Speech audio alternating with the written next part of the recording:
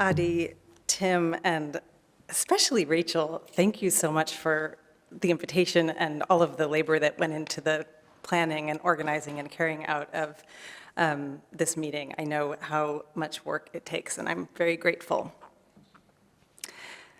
Two hypotheses. One, exposure is a political concept. Two, exposure is a method describing the performative articulation of political concepts. The concept exposure, the concept's current formulation and limits are found in Emmanuel Levinas's ethical philosophy. I want to expand and translate this formulation while exposing its limits via Fred Moten's critique of Levinas. In what follows, I propose that we expose exposure, that exposure be understood constitutively and performatively as both concept and method. I'll put exposure to the test, asking what happens when Levinas's work is subjected to the critique of Moten, when we expose a certain ethical philosophical tradition for which Levinas both does and does not stand metonymically to the, quote, social aesthetics of Black radicalism, to read Levinas against Levinas from and through the blind spots or tone deafness of his work. Attention to music and medium, temporality and tone, the latent poetry and rhythm in Levinas's later work, I'll suggest, opens his thought to that which stands as its simultaneous condition of possibility and impossibility. I'll conclude by proposing, I think I conclude this way, by proposing that it is the task of political philosophy today to expose rather than create concepts or understand political concepts as always already exposed to ethics, to literature, to the textures and rhythms of our sensory imaginings. One, translating exposure. What is exposure? Let's begin with a definition, a term. Exposure hails from the Latin exponere, set forth, lay open, exhibit, reveal, publish, from ex, from, or forth, and ponere, to put, to place. We employ the term exposure across different registers: visual, say photographic exposure, climatic exposure to the elements, bodily, indecent exposure. The French, of course, Levinas is speaking in French, exposition can also refer to public speaking or to the public display of works of art, a making public, or even a making political. I'll return to this. Now, Adi Ophir situates concept work, a discussion and project to which I am arriving belatedly, within the realm of the linguistic. Quote, by asking what is X across several language games in which X is used quite distinctly, one is looking for a possible conceptual definition that somehow encompasses a variety of uses and yet is not reducible to any one of them, end of quote. This seems to me to be, in addition to a philosophical, a literary critical task, and Tim, you referred to that this morning, as it involves interpretative labor that traces and guards the blind spots of and between the distinct linguistic instances of a given signifier. Indeed, exposure may be a somewhat extreme example of this task, and I confess that it has felt counterintuitive, perverse, even violent to hold up exposure as an ethical concept during a global pandemic, particularly during those early grim months before vaccines became available, a time when exposure to others, which Agamben insisted was ethical, meant certain death for many of our most vulnerable friends and family, with this vulnerability reverberating differentially and exponentially across race and class lines. It is felt counterintuitive, perverse, violent to be holding up exposure as an ethical concept, as George Floyd, Breonna Taylor, Philando Castile, Eric Garner, Tamir Rice, Michael Brown, Tanisha Anderson, and countless others have been murdered by police, their bodies unjustly and unevenly exposed in their cars and even in their very homes. Yet, exposure does not stand as an ethical ideal or prescriptive in Levinas, for whom exposure holds together senses and scenes that might to some appear contradictory. Rather than a prescription, exposure enters the Levinasian lexicon as a description, a phenomenological statement. The other for whom I am responsible is characterized as exposed, naked, impoverished, vulnerable, wounded. It is the precarity of the other, to use Judith Butler's language, that demands and constitutes my responsibility. Yet this account of ethics is consistently misunderstood as an ethics of the other. The other is victim, a characterization that far too easily falls into a rather different notion of ethical subjectivity, one in which, and here I'm paraphrasing a myriad of conventional yet erroneous, i.e. too literal readings, a primary, stable, and sovereign self exists in a relation of compassion or charity to a secondary other who needs my protection. Conceiving of the other as victim only strengthens a stable version of the sovereign subject to whom, according to Derrida, nothing ever happens. This is quite different from Levinas's view of things. And I'll just read a bit of this because it's kind of long. Responsibility for the other, in its antecedents to my freedom, its antecedents to the present and to representation, is a passivity more passive than all passivity, an exposure to the other without this exposure being assumed, an exposure without holding back, exposure of exposedness, expression, saying. Here he emphasizes the vulnerability of the self, what I have described in previous works in political terms as constitutively wounded sovereignty, in its primary exposure to or dependence upon another, an experience that appears as both embodied and discursive. It is this condition of being exposed, naked, or passive that characterizes ethical experience. Now, you will have noticed that I'm already slipping into political terms. I am already translating, exposing the ethical sense of exposure to the world of political concepts. Let me take a breath and begin again. Exposure can be thought in a multitude of contexts. Indeed, it is a slippage across, the haunting echoes within, and the disturbing differences between these contexts that emerge when we shake or unfasten exposure from its status as term, when we transport or translate it to the realm of ethics and politics. I expose myself when I speak before a public of friends and strangers, my body trembling, breath and heart quickening. And I feel that I should point out that this has to do with vibration and rhythm. So my heart rhythm quickens, my breath rhythm quickens, that's the most rhythmic aspect of myself, and my body trembles or vibrates through this experience of exposition, exposure. I expose myself when I take to the streets in protest or join a boycott, but also when I articulate a position without knowing how it will be received by the other. I expose myself when I travel to a country or even a neighborhood whose tongues and habits are foreign to my own, when I open myself to the perspective of another that reveals my subjective position to be inextricably bound to my lived experiences and intergenerational memory, or when I enter the desert, unsure of how or when I'll find water or shade.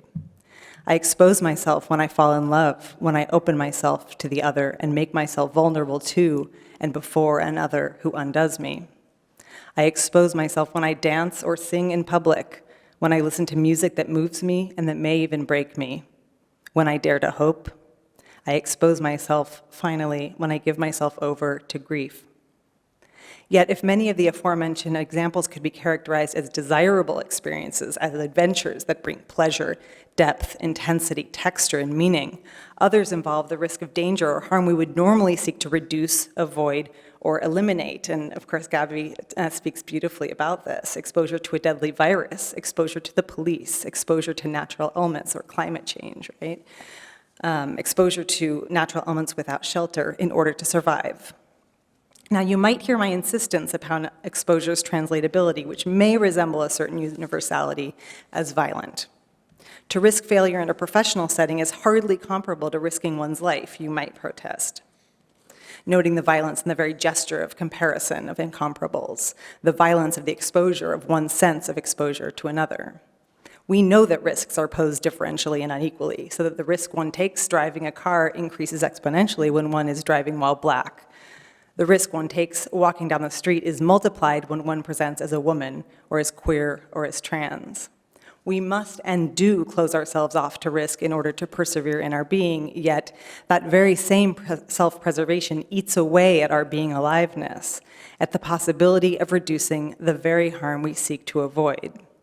Yes, our very lives depend not only upon strategies of physical and psychic survival, but also, paradoxically and counterintuitively, upon our exposure to the very risks that threaten our ability to survive and thrive, to offer and receive care. In order to be truly alive and in relation with and against ourselves and others, against here in the double sense of conflict and contact like one body against another, in order to live as sensual and interconnected, ethical and political beings, we expose ourselves to risks that are both a shelter from the storm and the storm itself. 2, exposing exposure. Is it possible to displace or relocate exposure, to facilitate or trace its traversal from an ethical to a political context, from X, one place, posed to another? Something I've already begun to do, given the trouble Levinas himself had making the passage from ethics to politics. And he famously wrote that, quote, "The way from proximity to justice leads from responsibility to problems." What are the points of opacity or untranslatability, the blind spots and errors, the latent impossible rhythms beating within Levinas's work, an otherness within for which he has failed to account sufficiently? Where does Levinas fail to be Levinasian? How might he or we signal such failures? And recall that Levinas in his later work was responding on a formal level to Derrida's criticism in Violence and Metaphysics of his ontological language, that it conditioned and made possible a more experimental syntax in Otherwise in Being, that it produced the strangely poetic anaphora we witness in his description of ethical subjectivity, a passivity more passive than all passivity, denuding of denuding, saying itself. I've called this Levinas, a Levinas after Derrida. How then might he have responded to the challenge of Fred Moten? A challenge that is at once poetical rhythmic and ethical political, and which may prove impossible to surmount. Is reckoning with these ghosts possible? Let's bear witness to, let's rehearse and reenact the exposure of Levinas to Moten, the impossible but necessary translation of the untranslatable ethical demand to the political. The title of the first chapter of Moten's 2018 The Universal Machine, There Is No Racism Intended, is a direct quote from a 1986 interview with Levinas, published as Intention, Event, and the Other. In it, the philosopher makes self-consciously troubling statements reminiscent of his 1982 commentary on Palestine, which has been debated at length and which I will not have time to discuss today. Here is an excerpt from the 1986 interview, and again, I'll read just part of it. I always say, but under my breath, that the Bible and the Greeks present the only serious issues in human life. Everything else is dancing. I think these texts are open to the whole world. There is no racism intended. You know, television shows the horrible things occurring in South Africa, and there, when they bury people, they dance. Have you seen this? That is really some way to express mourning. It supplies us the expression of a dancing civilization. They weep differently. Moten then cites a 1987 interview on the usefulness of insomnia in which Levinas speaks of the threats to philosophy by the audiovisual, issuing a warning not, quote, to let oneself be swayed or intoxicated by the rhythm of words, end of quote, but rather, quote, to speak truly, not as one sings, to awaken, to sober up, to undo one's refrain, end of quote. The question that Moten raises is whether these interviews contain one-off comments to be understood as peripheral or in contradiction to Levinas's ethical framework, or whether they are symptomatic of fundamental problems that can be traced throughout his work. He concludes that this unintended racism is inextricably bound to Levinas's thinking on the translatability or universality of philosophy, the status of things, and exposure itself. Emphasizing the need for an ever more rigorous engagement with his work, Moten makes the compelling claim that only once an honest and open reckoning with Levinas's prejudice against rhythm, song, and dancing civilizations has been undertaken, will it be possible, quote, to amplify certain radically important insights that emerge in his thought, end of quote. He underscores the necessity to, quote, appeal to the social aesthetics of Black radicalism in dialogue with a Derridian deferral of and distancing from the ends of, in parentheses, philosophy and the ends of parentheses, European man that, taken together, allow us to read Levinas against Levinas to expose exposure. Dedication to the movement of hips requires asking whether Emmanuel Levinas's refusal of dance is anything more than a moment, Moten begins, referring to the brash, invasive stillness that has enforced the openness of the whole world to the Bible and the Greeks, end of quote. Yet it is not merely a question of asking, as Moten does, what Levinas would say, quote, were he both consistent in his analysis and proficient in his dancing, end of quote, if he were found to be, quote, less devoid of funk. Moten's use of the conditional subjunctive highlights in black and blue tones the failures of the ethical philosopher, and in doing so posits or performs ethico-political thinking as that which inserts or reveals a fold, a gap between what is and what could be. Now, it's not a cheap joke or a throwaway line, white men can't jump, Jewish philosophers can't dance, but a formal intervention into what I want to consider as a formal problem. Now, Moten's text is long, and there are a number of issues with it, but in the limited time I have, I'll underscore one aspect that gets at the heart of Levinas's blind Eurocentrism and violent universalism. This more fundamental problem has to do with Levinas's disparagement of dancing and rhythm as necessarily related to a broader denigration, Moten's word, of things, which Moten insists maps onto the cultural, philosophical, and religious context of Europe and its others, when he insists that the Bible and the Greeks are open to the whole world.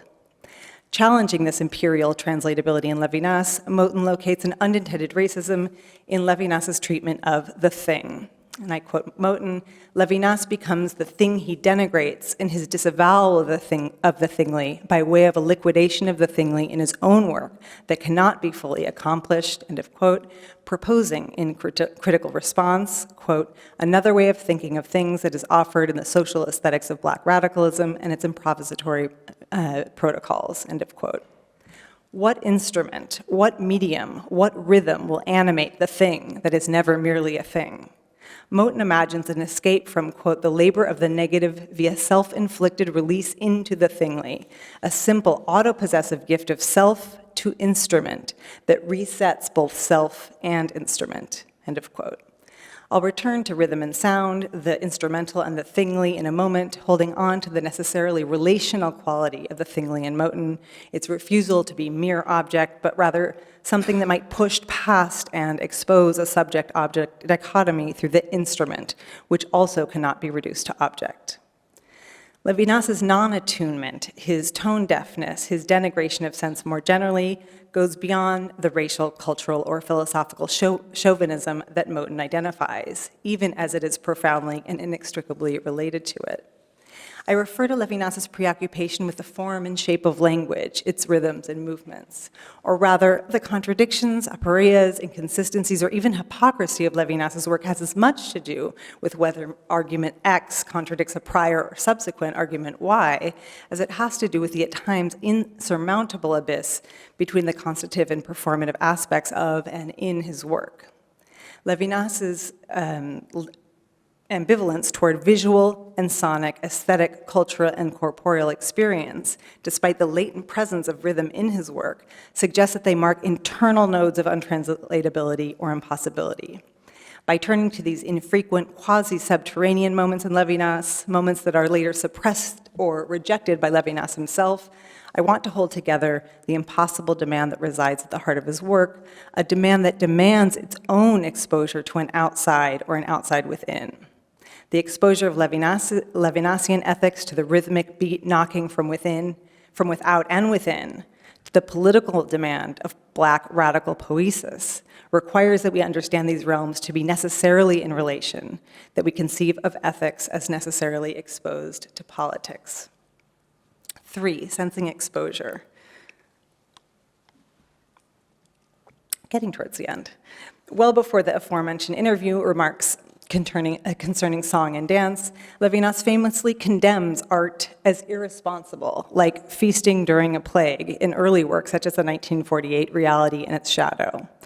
Yet in Otherwise Than Being, a text Moten unfortunately does not take the time to read, a different approach can be witnessed. Through art, and I'm quoting, essence and temporality begin to resound with poetry or song, and the search for new forms from which all art lives keeps awake everywhere the verbs that are on the verge of lapsing into substantives. In a radical turn away, end of quote, and I think that's not on there. In a radical turn away from prior and subsequent positions, Levinas affirms that artistic media, painting, poetry, song, architecture, and forms yet to come, cause being to tremble, awakening and enlivening the saying within the said. So I'll just read part of this. In painting, red reddens and green greens. Forms are produced as contours and vacate with their vacuity as forms. In music, sounds resound. And he goes on. Here, forms and materials evacuate, encompass, and structure spaces within which distinct aesthetic objects act as verbs. Things, colors, sounds, buildings are not inanimate objects. Forms act, materials enliven. Red reddens, green greens, forms vacate with their vacuity, sounds resound, poems and buildings sing. And while these visual, sonic, poetic, architectural examples may appear to direct us away from language, the syntactical play with nouns and verbs allows Levinas to paint a picture of the complex rapport between saying and said in and beyond language.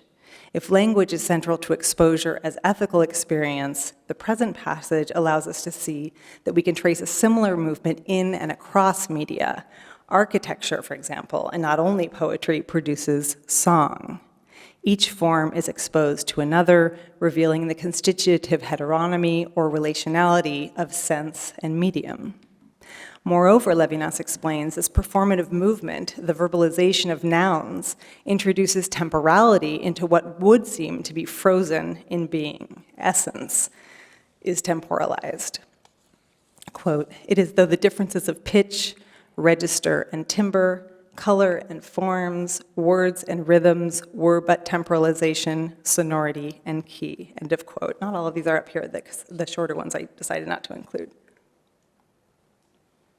As an example, he turns to the 1966 Nomos Alpha for unaccompanied cello, an avant-garde piece by composer, music theorist, and architect Yannis Xenakis, whose very work embodies relations between mathematics, architecture, music, and visuality. And I'll read a bit of this.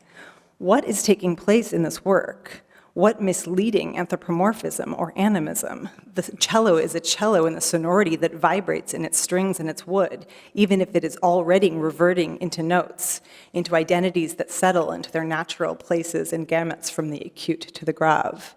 Thus, the essence of the cello, a modality of essence, is temporalized in the work. This, end of quote. The struggle between anthropomorphism and its refusal is intense, almost more intense than either the personification or the thing personified. Levinas wants to underscore the compelling aliveness of the musical work without losing sight of its status as object. Xenakis' cello, a thing, a noun, is temporalized, made verb in its sonority, its vibrating vitality, its thingly quality is predicated upon its status as instrument or medium. Its equivocal, undecidable state, somewhere between thing and person, object and subject, points in the direction of something that does not yet have a name in Levinas' philosophical lineage. 4, grieving exposure. And this is the end.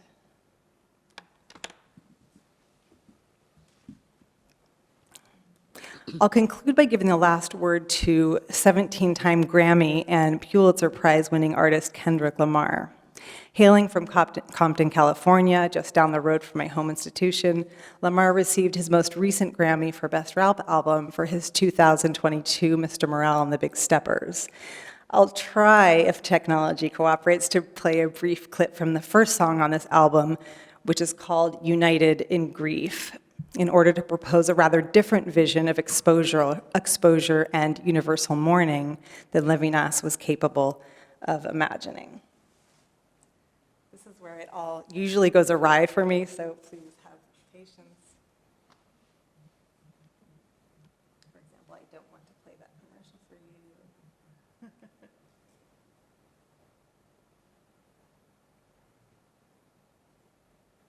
You find some peace of mind in this lifetime.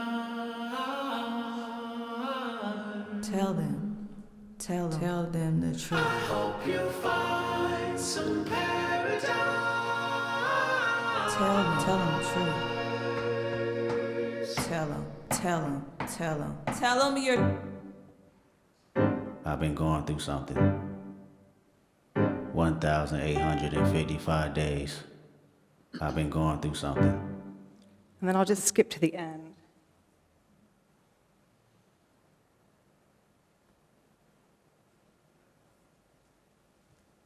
TNC. I bought a 223, nobody peace treat. You won't do me, I smell TNT. They got him a Porsche, so I got me a Porsche. Paid lottery for it, I ain't wanted a Porsche. Poverty was the case, but the money wiping the tears away. I grieve different. Everybody grieves different. Everybody grieves different. I grieve different. Huh.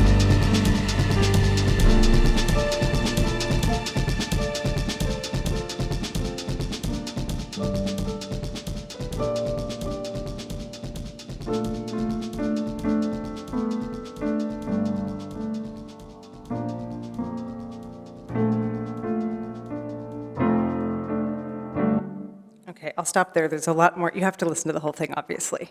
After opening with a sample of Not the Two's song Paradise, interrupted by a female voice exhorting the lyrical subject to tell him the truth, tell him your... Lamar enters confessional mode, revealing a personal crisis following the release of his 2017 album, Damn, for which he won the Pulitzer. His vulnerability is conveyed through emotive piano chords, interrupted by a high-speed drum beat in which he describes the wealth, consumption, and fast-paced existence he's lived, culminating in an affair with a green-eyed woman from Chicago, energy in the room like Big Bang for Theory. Then the slow, mournful piano and accelerated percussion meet as the lyrical subject states, "I grieve different," a chorus that will later evoke the response, "Everybody grieves different." Now, I don't have time to... This part is even better.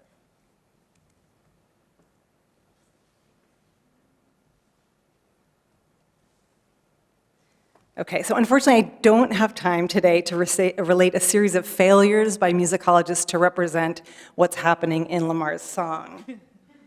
The simultaneous musical temporalities that exceed any attempt to mark and measure it, however, seem to me to be related to the Levinas's failure to comprehend non-Western mourning rituals as philosophically, ethically, and politically relevant. They weep differently, he remarks, and upon first glance, Lamar seems to agree, I grieve different.